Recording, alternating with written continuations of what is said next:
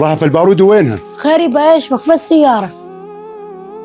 وين رايح يبقى مستعجل ولابس وعد تسأل عنا البارودة؟ اخوي مات بمعتقل صيدناي بدي اروح اخذ حقي من هالشبيحه هاي، مبين عليها دولتنا الجديده ما راح تاخذ لنا حق خالص. يا يبا مشان الله وقف، طول بالك شوي. خير ايش عندك؟ يا يبا مشان الله خذني على قد عقلي وبس، تعال اقعد شوي. خير ايش بوتا اقعد؟ بس اقعد.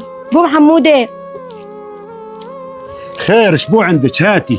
يا يبا يعني انت الحين رايح تاخذ ثارك بيدك؟ بيدي عجل بيش، حكومتنا مين متحركه خالص، ايش رايك يعني ادشر ثار اخوي؟ بس هذا مو منطق يا يبا، منو قال لك انه الدولة راح تدشر ثار غيرك وثار اخوك؟ ايمت صار لنا شهرين متحررين ما شفنا شيء. يا يبا احنا 14 سنة منهاجنا منهاج ثورة، والنعم منهيج منهاج، بس يا يبا هذا المنهاج ما يمشي بالدولة، هاي دولة مو لعبة. يعني بدك تقنعني يا يبا انت وغيرك ان الثوار وقيادتها مو علقانة قلوبها مثلكم؟ وينهم؟ ماني شايف حدا متحرك منهم. يا يبا والله اصغر ثورة جبال حكومة علقان قلبه مشتهي ياخذ حقه مثلكم، بس نرجع نقول هاي دولة ما يصير، وهاي الدولة اليوم احنا امانة برقابها. ايش عن ساوي بدنا ناخذ حقنا؟ هنا اللي سوبنا. بس مو مقصرة مع حدا يا يبا، بس طولوا بالكم عليها شوي. يا يبا كل المناطق المحررة حتى الطفل صار يفهم بالسياسة، يعني دي نستلم حكم بعد هالعذاب ولا دي تفرطون بالحكم بعد شهر وشهرين؟ ليش تنفرط بالحكم؟ ايش عن ساوي؟ ايش عساوي يا يبا؟ اذا كل واحد دي ياخذ حقه بيده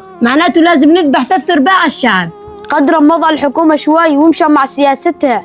كنا نعرف انه بو دول عم تضغط على حكومتنا، وبو دول عم تراقبها، وبو دول ضدها، وبو دول عم تحاول تفشلها، هاي قيل لسه على الناس اللي بالداخل. ومن على دور الرسول صلى الله عليه وسلم موجودة السياسة الشرعية. يا يبا اليوم بدك تعامل بعقل الدولة لحتى تبني دولة، واليوم هاي الدولة يا يبا كنا نعرف أولهم حكومتنا، إذا تنحاسب الكل معناته هدمنا الدولة. ما صارت هالدولة إلا راحت آلاف الشهداء وآلاف المعتقلين وآلاف المهجرين، لا تكونون سبب وتخربونا.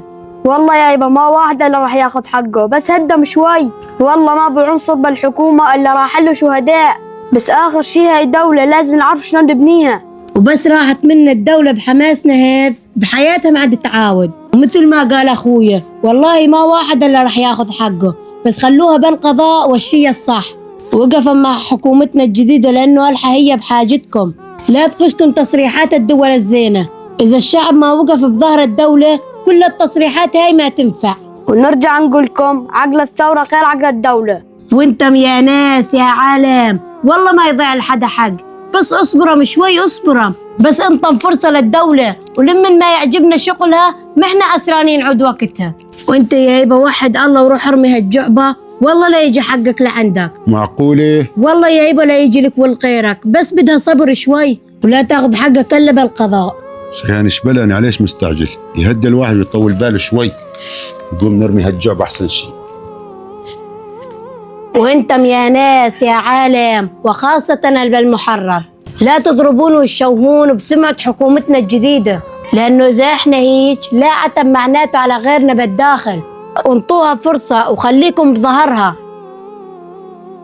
والله ما نعد أسولف نفاق، بس نظلينا هيك إحنا اللي عم نضر حالنا.